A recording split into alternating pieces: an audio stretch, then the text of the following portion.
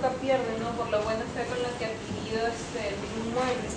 Pero el usucapiente finalmente no podría tampoco declarar ese derecho, aunque haya tenido la posesión pública, continua, de forma pacífica, porque creo, si no me equivoco, que para poder iniciar un trámite de prescripción adquisitiva tiene la SUNAR que tienes que solicitar una búsqueda catastral, ¿no? En la que ese terreno no tenga otro dueño. Y en el ejemplo usted ha mencionado que sí hay un dueño. Hay alguien que ya ha declarado, o sea, no tendría al final, no podría declararlo. A ver, interesante su participación, ¿no? Porque nos va a llevar a aclarar ese aspecto. La regla es, por prescripción adquisitiva, los verdaderos propietarios, por así decirlo, o los propietarios con título, los propietarios con derecho inscrito en el registro, lo pierden. El dato que está proporcionando nuestra amiga esta tarde es que se pide un certificado de búsqueda catastral para determinar si el bien está inscrito o no está inscrito. Pero eso no es un óbice para que se estime la prescripción adquisitiva. Eso se solicita para saber quién debe ser demandado en la prescripción adquisitiva. La prescripción adquisitiva procede contra bienes inscritos y contra bienes no inscritos. Justamente su finalidad es, si fuera inscrito, cito textualmente el artículo 952, en su parte final, luego de decir: el que adquirió el bien por prescripción puede entablar su juicio para que se declare propietario y se cancele el asiento registral de su anterior dueño. ¿Ok? Y se cancele el asiento registral de su anterior dueño. Entonces, si bien es cierto, habíamos hasta aquí menospreciado la sentencia judicial, ¿no? En el sentido de decirte que no depende de ella la constitución de la prescripción adquisitiva, más su declaración sí. La sentencia judicial es utilísima y el único medio para que ese derecho de propiedad adquirido por el usucapiente ingrese al mundo registral. Porque al sistema registral solamente ingresan instrumentos públicos. Y el instrumento público que podría ingresar en el registro para que declare la propiedad del usucapiente es la sentencia. Una vez que ingresa la sentencia al registro público, se cancela el asiento registral del antiguo dueño. Conclusión: la prescripción adquisitiva, en efecto, procede contra bienes que son inscritos y no inscritos, y que de hecho, ese es el supuesto normal, tienen como titular a otro, que no es el posesionario. Justamente a ese otro se le va a emplazar en juicio, en un proceso abreviado, para que tenga la posibilidad de defenderse y decir: no es cierto que él está en posesión del inmueble los años que dice, no es cierto que su posesión sea pacífica, porque aquí tengo una sentencia donde yo como propietario le gané un juicio de usurpación. No es cierto que su posesión sea continua, porque al demandarlo se interrumpió la posesión, etc.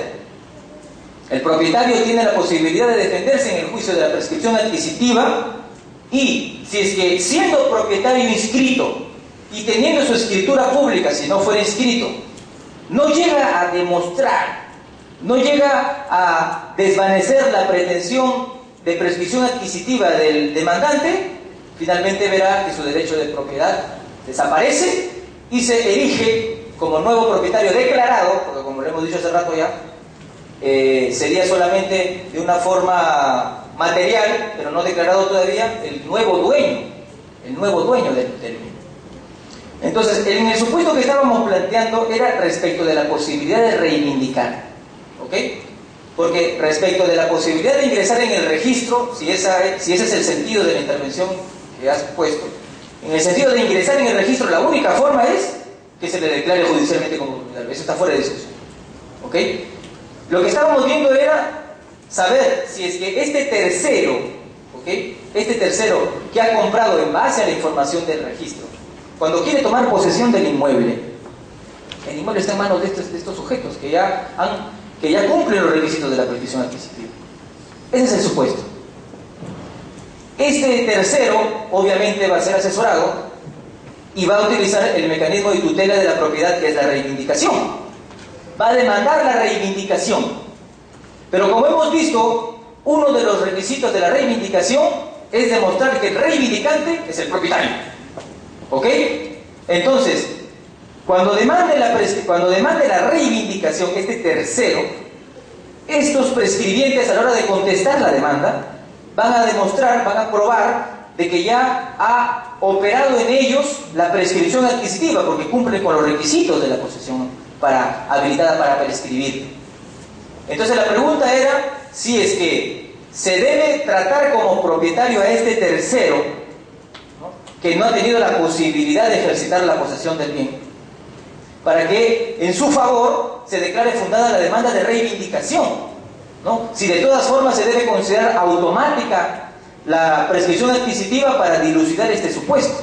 Y estábamos en el camino de indicar que el artículo 2014, que habla de la fe pública registral, dice que el que compra en base a la información del registro salva su derecho de propiedad, ¿no? Y opiniones como las vertidas por ustedes indican lo que más o menos se piensa, ¿no? De que, quiero recordar sus términos, el tercero nunca pierde, creo que eran las palabras, ¿no? Esas eran las palabras, ¿no? Claro, esa idea generalizada, ¿no?, de que el artículo 2014 tendría la solución.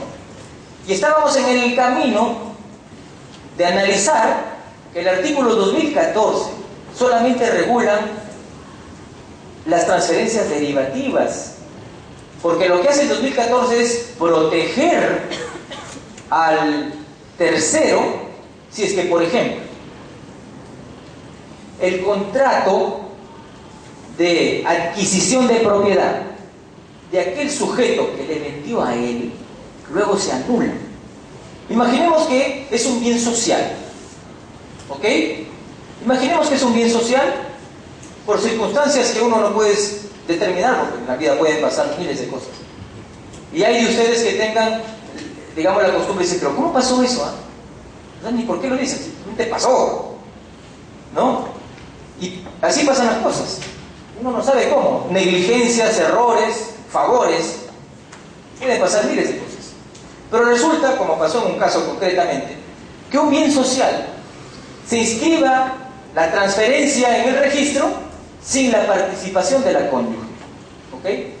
Sin la participación de la cónyuge, esa venta del bien social se materializa por el notario y se inscribe en el registro. ¿Cómo pasó eso? Tienen que decir ustedes.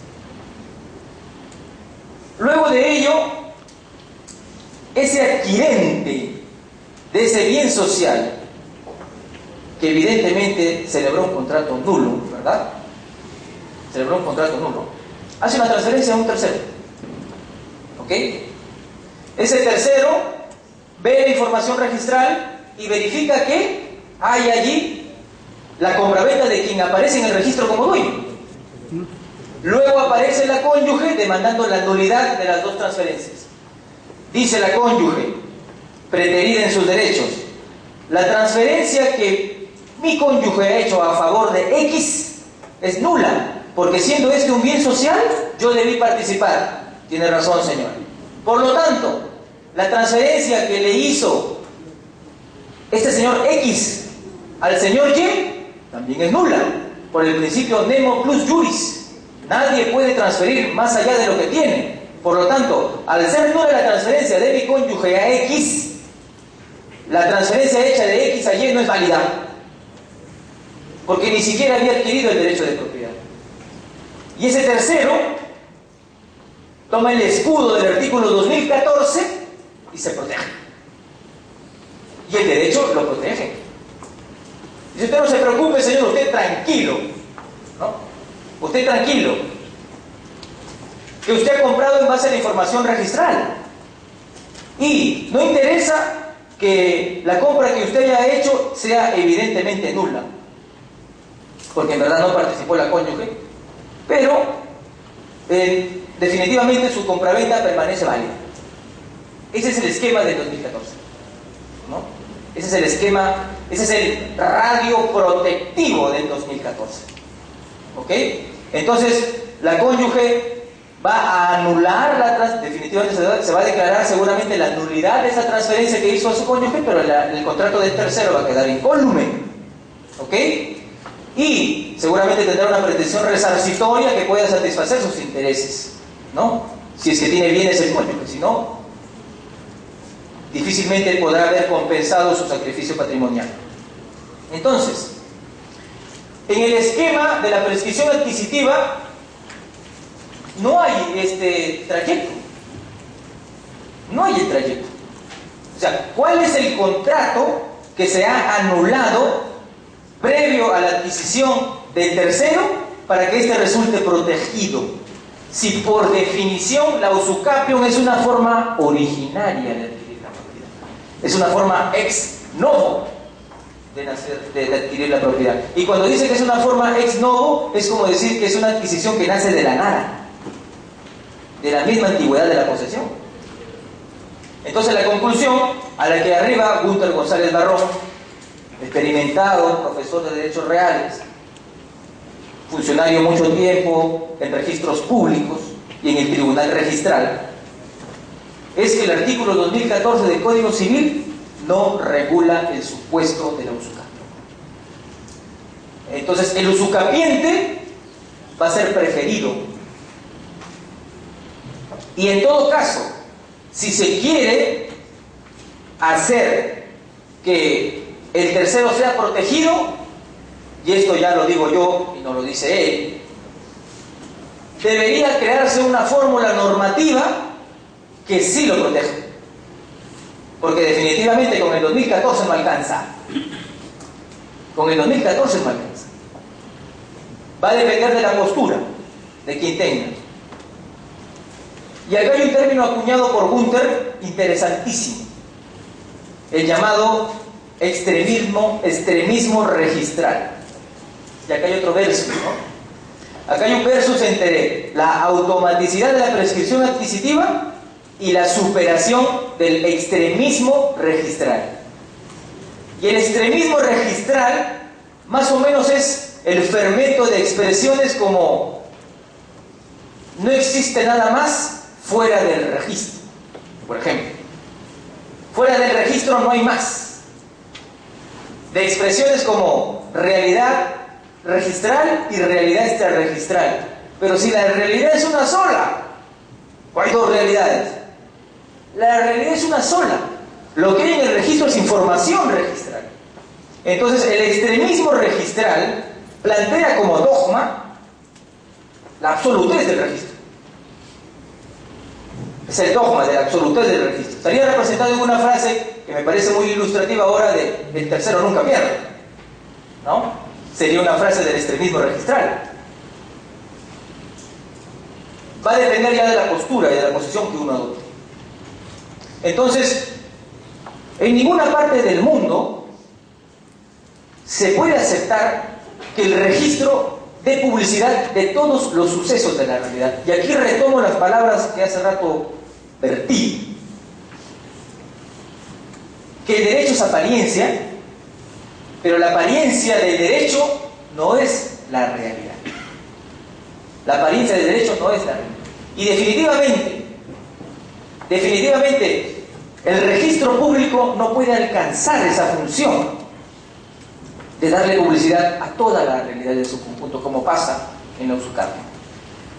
Y el fenómeno de superar el extremismo registral pasa por aceptar, pasa por admitir de que hay fenómenos que son más poderosos que el registro, como la usucapión. La usucapión siempre vence al registro. Obviamente habrá posiciones contrarias que estén a favor de la seguridad jurídica de las entidades financieras, de los bancos, ¿no? o de los que tienen la posibilidad de acumular capitales, que evidentemente serían perjudicados con esta interpretación, ¿no? Que definitivamente serían perjudicados con esta interpretación. Lo cierto es, y lo correcto también, que en definitiva, siendo la prescripción adquisitiva una forma de adquisición originaria y no derivativa, y que el 2014 del Código Civil solo regula las adquisiciones derivativas, este artículo deviene inaplicable. ¿Y cuál es el artículo que debe aplicarse entonces? ¿No? El artículo que debe aplicarse entonces es el 952, el que habla de la automaticidad de la prescripción adquisitiva. Entonces, para resolver el conflicto que se presenta en la llamada usucapión contra tábulas, que es aquella que presenta la contienda que hay entre el derecho del tercero adquirente y el derecho del usucapiente, presenta un dilema normativo. ¿Con qué resolvemos el caso? ¿Con el 2014 o con el 952?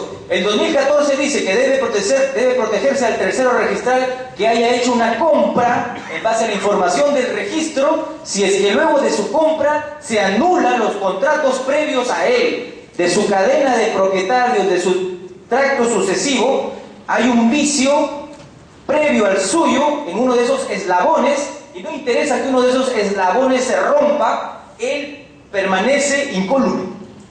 Y en el 952 se dice que aquel que adquirió el bien por prescripción adquisitiva puede entablar un juicio para que se le declare como tal. Y como hemos comprobado hasta hoy, hasta esta parte de la exposición, desde el punto de vista normativo, la exposición de motivos, la interpretación de la doctrina, es automática.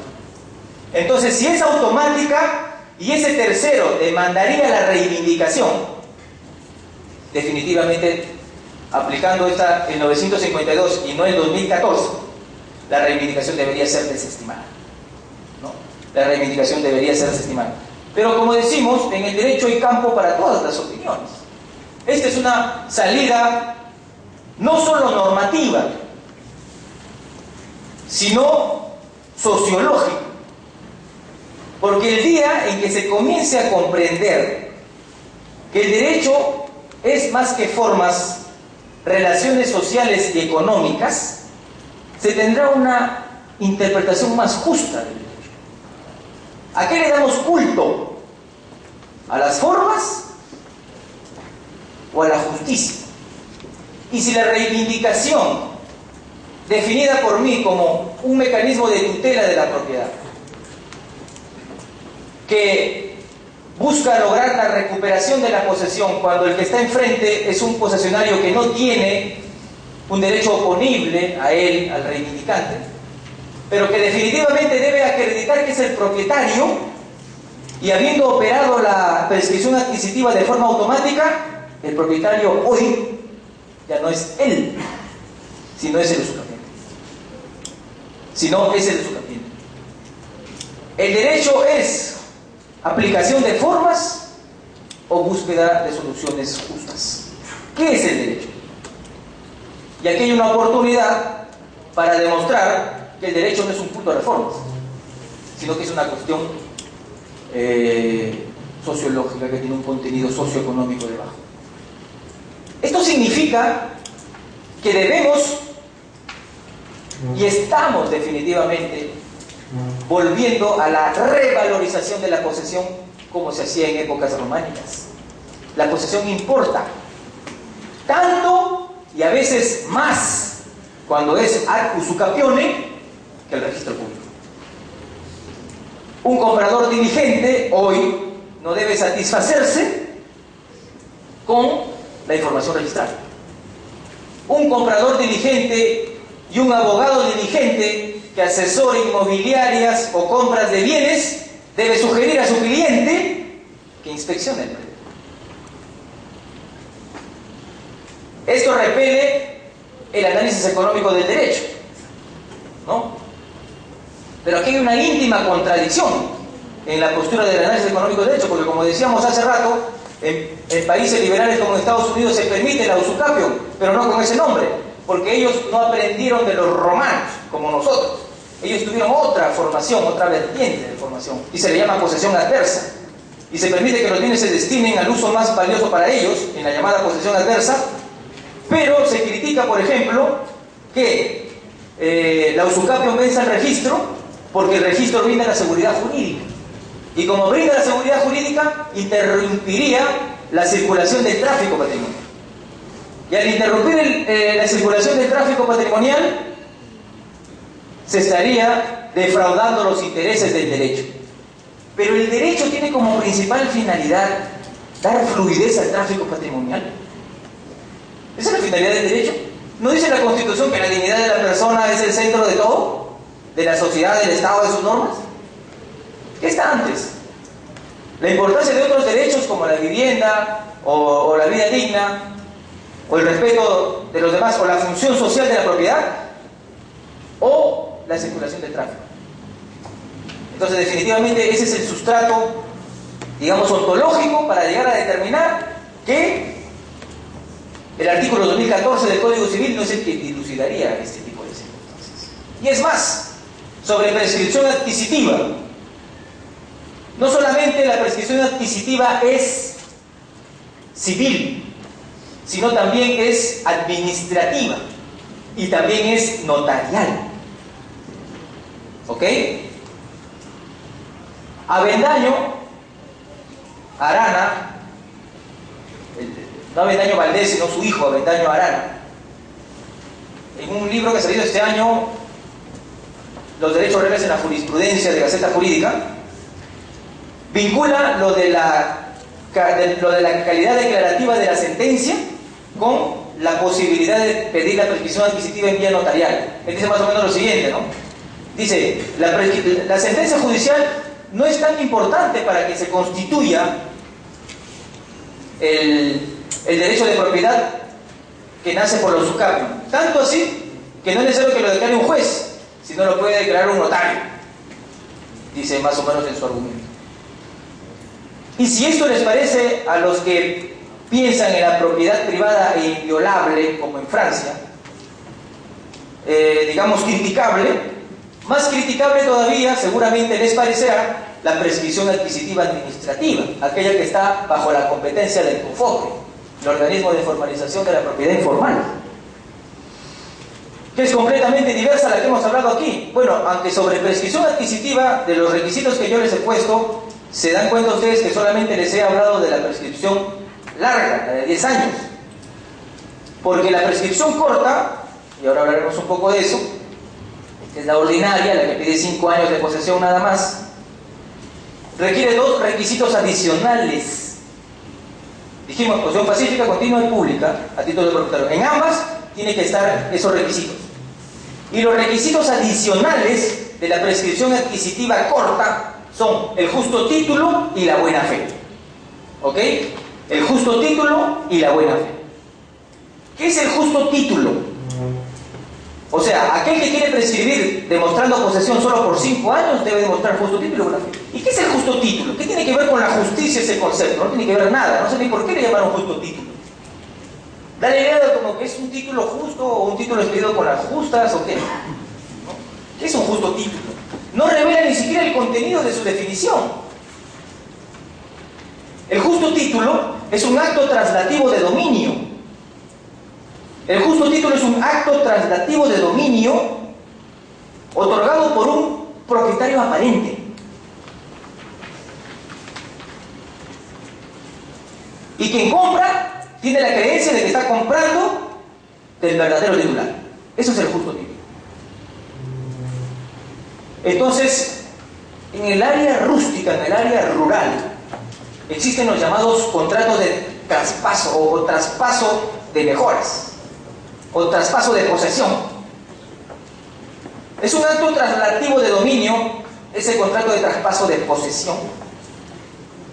Distinguimos 2 niveles, uno abstracto y uno material, propiedad y posesión.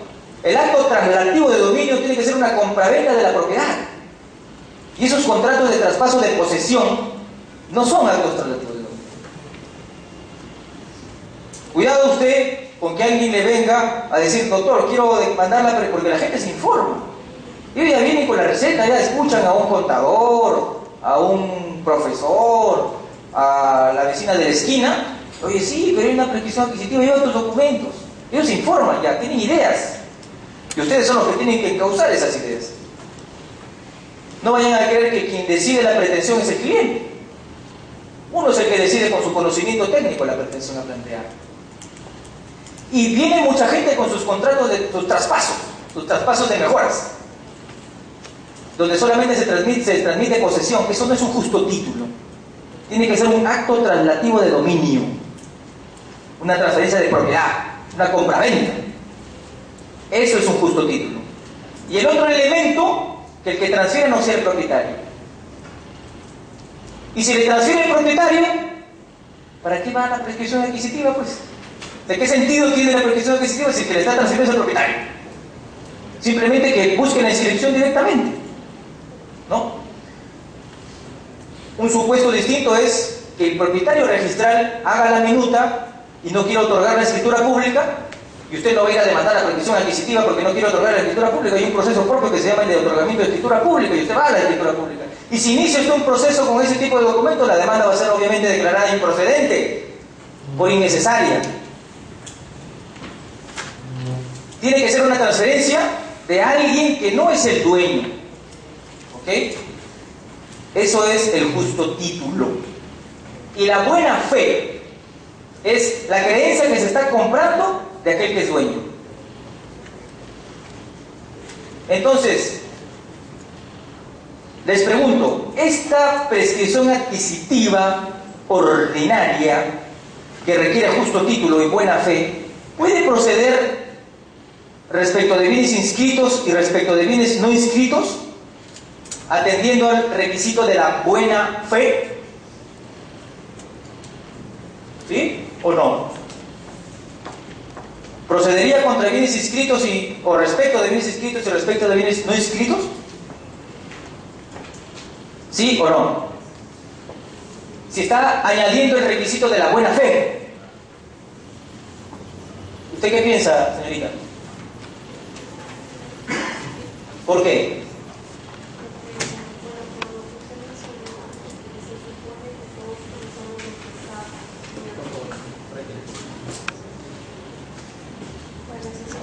Todos conocemos lo que está en el registro, entonces no se podría aplicar ahí la buena fe porque se supondría de que esa persona ya conoció de que ese predio, ese inmueble era de otra persona, entonces ya no se podría decir que tiene buena fe. Publicidad registral. Exacto. Una interpretación sistemática nos llevaría A esa conclusión. Absolutamente lógica, absolutamente razonable. Si me piden buena fe y el principio de publicidad registral dice que todos conocen el contenido del registro, así nunca se hayan hecho hacer su cola y sacar su ticket para ver su copia literal, entonces no procedería. Y falta complementar con una norma. Hay unas presunciones de la posesión.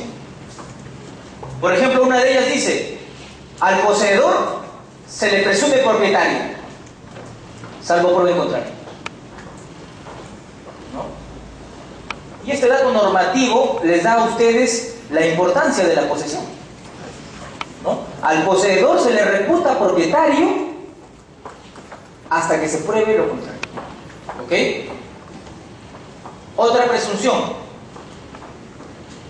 los bienes muebles que están dentro de un inmueble se presume que son parte accesoria de ellos. Otra presunción, y esa es a la que quiero llegar: se presume siempre que el poseedor es de buena fe. Esta presunción no favorece a aquel que está en posesión de un bien que está inscrito a favor de otra persona. Este es más claro todavía.